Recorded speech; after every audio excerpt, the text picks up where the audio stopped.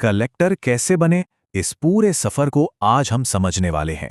पर सबसे पहले एक सवाल, किसी भी जिले में सबसे पावरफुल ऑफिसर आखिर होता कौन है? तो सवाल वही है, एक जिले का सबसे शक्तिशाली अधिकारी होता कौन है। देखिए, ये वो सवाल है जो हमें सीधा इस बात पर ले जाता है कि लोकल एडमिनिस्ट्रेशन की, मतलब स्थानीय प्रशासन की असली बागडोर किसके हाथ में है। और इसका जवाब है कलेक्टर। जी हाँ, वही कलेक्टर जिन्हें हम डिस्ट्रिक्ट मजिस्ट्रेट या शॉर्ट में कहें तो डीएम के नाम से भी जानते हैं। ये जिले के सबसे बड़े एडमिनिस्ट्रेटिव ऑफिसर होते हैं और इनका ताल्लुक होता है देश की सबसे prestigious service, Indian administrative service, यानी कि आईएएस से। ठीक है, पद का नाम तो पता चल गया, लेकिन सवाल यह है कि एक कलेक्टर के पास इतनी पावर आती कहाँ से है। मतलब ऐसा क्या काम करते हैं वो, ऐसी क्या जिम्मेदारियां होती हैं उनकी जो उन्हें इतना प्रभावशाली बना देती हैं। देखिए, एक कलेक्टर की जिम्मेदारियों का दायरा बहुत ही बड़ा होता है। जिले में लॉ एंड ऑर्डर मेंटेन करने से लेकर सरकार की जो स्कीमें आती हैं उन्हें जमीनी स्तर पर लागू करवाने तक, और तो और इलेक्शन ठीक से हों, इसकी जिम्मेदारी भी उन्हीं की है। अगर कोई आपदा आ जाए जैसे बाढ़ या सूखा, तो पूरा डिजास्टर मैनेजमेंट भी वही देखते हैं। सीधे शब्दों में कहें तो जिले के डेवलपमेंट का पूरा ब्लूप्रिंट उन्हीं की देखरेख में बनता है। तो अब सबसे बड़ा सवाल, इस पावरफुल पद तक पहुंचा कैसे जाए? क्या इसके कई रास्ते हैं? नहीं, इसका रास्ता सिर्फ और सिर्फ एक है, और वो रास्ता है सिविल सेवा परीक्षा। ये कोई आसान सफर नहीं है, बिल्कुल नहीं। इसकी शुरुआत ही होती है देश के सबसे मुश्किल कॉम्पिटिटिव एग्जाम्स में से एक को पास करने से। इस परीक्षा को कंडक्ट कराती है यूनियन पब्लिक सर्विस कमीशन, जिसे हम सब यूपीएससी के नाम से जानते हैं। और यही वो सिविल सर्विसेज एग्जामिनेशन या सीएसई है जिसके जरिए देश को भविष्य के आईएएस ऑफिसर्स मिलते हैं।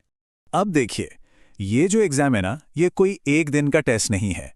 ये एक लंबा प्रोसेस है जिसमें 3 बहुत मुश्किल पड़ाव आते हैं, और इन तीनों में कैंडिडेट की काबिलियत को हर एंगल से परखा जाता है।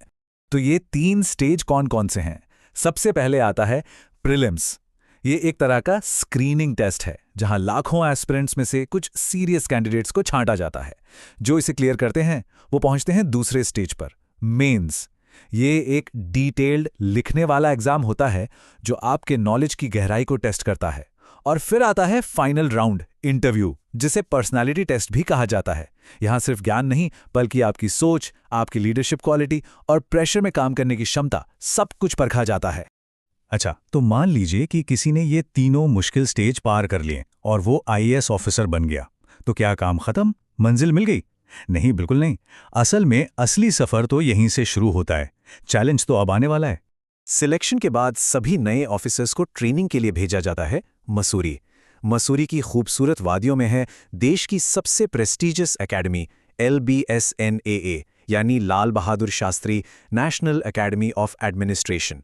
और यहाँ की ट्रेनिंग सिर्फ किताबों तक सीमित नहीं होती। यहाँ उन्हें लीडरशिप, मैनेजमेंट और जमीन पर असली मुश्किलों से कैसे निपटना है, इसकी एक बहुत ही रिगरस ट्रेनिंग दी जाती है। एक बात और, LBSNA से ट्रेनिंग पूरी करते ही कोई सीधे कलेक्टर की कुर्सी पर नहीं बैठ जाता। ये एक सीढ़ी की तरह है। पहली पोस्टिंग मिलती है सब डिविजनल मैजिस्ट्रेट यानी SDM के तौर पर। कई साल इस पद पर काम करने और अनुभव हासिल करने के बाद प्रमोशन होता है एडिशनल डिस्ट्रिक्ट मैजिस्ट्रेट के पद पर। और फिर कई सालों की मेहनत के बाद वो दिन आता है जब वो अपने लक्ष्य तक पहुंचते हैं, यानी पूरे जिले के हेड डिस्ट्रिक्ट मैजिस्ट्रेट या कलेक्टर बनते हैं। जाहिर सी बात है, जब जिम्मेदारी इतनी बड़ी है तो इस पद के साथ कुछ खास पर्क्स और सुविधाएं भी जुड़ी होंगी। तो चलिए अब जरा ये भी देख लेते हैं कि एक कलेक्टर की सैलरी और उन्हें मिलने वाली फैसिलिटीज क्या-क्या होती हैं। अगर सैलरी की बात करें तो एक कलेक्टर की मंथली सैलरी करीब 1 लाख से 2 लाख रुपए के बीच होती है। हाँ, ये उनके एक्सपीरियंस और सीनियरिटी पर डिपेंड करता है, और सर्विस के साथ साथ ये बढ़ती भी जाती है। लेकिन बात सिर्फ सैलरी की नहीं है, इसके अलावा भी बहुत कुछ मिलता है। रहने के लिए एक शानदार सरकारी बंगला, आने जाने के लिए सरकारी गाड़ी, साथ में ड्राइवर, पर्सनल सिक्योरिटी गार्ड्स और ऑफिस के काम में मदद करने के लिए पूरा का पूरा स्टाफ। ये सारी सुविधाएं इसलिए दी जाती हैं ताकि एक कलेक्टर बिना किसी रुकावट के अपनी ड्यूटी पर पूरी तरह से फोकस कर सके। तो हमने देखा कि कलेक्टर बनने का पूरा रास्ता क्या है। ये सफर मुश्किल जरूर है, पर नामुमकिन नहीं। लेकिन एक बात साफ है, ये पद सिर्फ पावर और रुतबे के बारे में नहीं है। ये एक बहुत बड़ी, बहुत ही भारी जिम्मेदारी है। ये जितनी पावर देता है ना, उससे कहीं ज्यादा जिम्मेदारी की डिमांड करता है। और शायद सबसे बड़ा सवाल यही है कि कोई इस पावर और इस जबरदस्त जिम्मेदारी के बीच बैलेंस कैसे बनाता है।